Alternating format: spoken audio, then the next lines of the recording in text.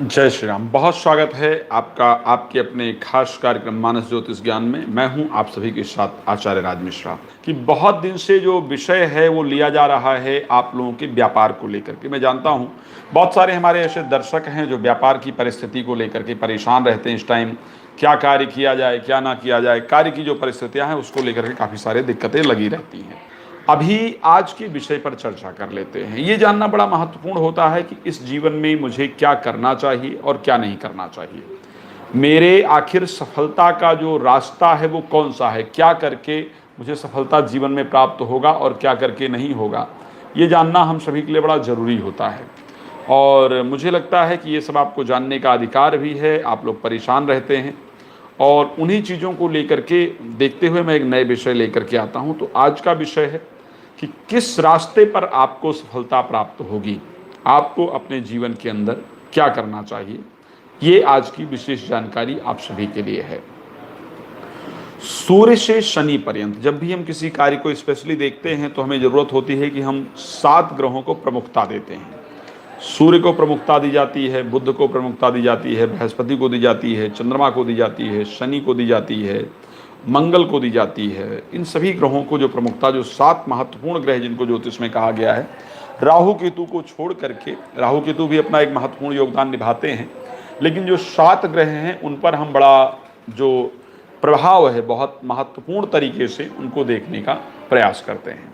तो आज की जो चर्चा है वो ये है कि सूर्य से शनि पर्यंत, सूर्य, चंद्र, मंगल, बुध, बृहस्पति, शुक्र और शनि, अगर ये 7 प्लैनेट त्रिकोण के अंदर बैठे हों, त्रिकोण किसको कहते हैं? त्रिकोण कहते हैं लग्न को, पंचम को और नवम को।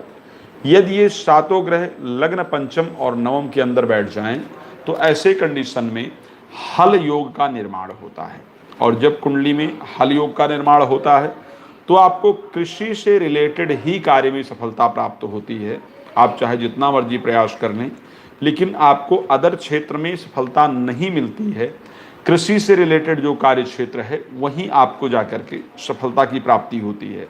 कृषि में बहुत सारे कार्य आते हैं, खादों का कार्य आता है, दवा का कार्य आता है, बीज का कार्य आता है, उसके बाद उसकी से रिलेटेड जो चीज़ें जैसे ट्रैक्टर बनता है, ये बहुत सारे जो कार्य हैं ये कृषि के अंतर्गत आते हैं। तो कृषि से रिलेटेड जितना भी कार्य है वो आपके लिए हमेशा लाभप्रद होता है। तो अगर आपकी कुंडली में त्रिकोण के अंदर सारे प्लैनेट हैं, लग्न, पंचम और नवम भाव के अंतर्गत राहु केतु को छोड़ करके सभी ग्रह बैठे हों, तो ऐसे कंडीशन में आपका संयोग बनता है और बहुत लाभप्रद होता है।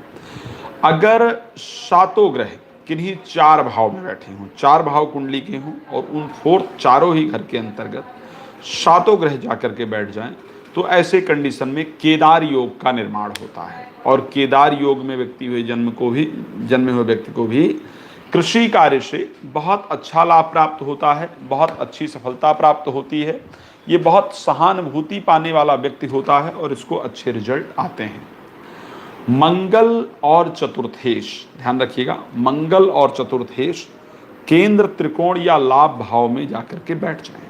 मंगल और चतुर्थेश केंद्र त्रिकोण या लाभ भाव में जाकर के बैठ जाएं और चंद्रमा या शुक्र की युति, दृष्टि इत्यादि जो है वो जाकर के दशम भाव पर पड़े, तो ऐसे कंडीशन में व्यक्ति को पशुपालन से लाभ होता है। अगर किसी कुंडली के अंतर्गत सप्तम और लग्न में सारे ग्रह जाकर के बैठ जाएं, लग्न और सप्तम में सारे ग्रह जाकर के बैठ जाएं, तो ऐसे परिस्थिति में सकट योग बनता है। इस व्यक्ति को ट्रांसपोर्ट के व्यवसाय से या लकड़ी संबंधित कार्य करने से जीवन में लाभ की प्राप्ति होती है। बृहस्पति अष्टम भाव में आकर के बैठ जाएं, पापक ग्रह केंद्र में बैठ जाएं, शुभ ग्रहों की इन पर युति दृष्टि ना हो, तो ऐसी परिस्थिति के अंतर्गत आपको हमेशा जो लाभ होता है नॉनवेज से संबंधित व्यवसाय, यानी मछली का या जो भी मांसाहारी व्यवसाय जो हैं उनको करके आपको जीवन में लाभ की प्राप्ति होती है।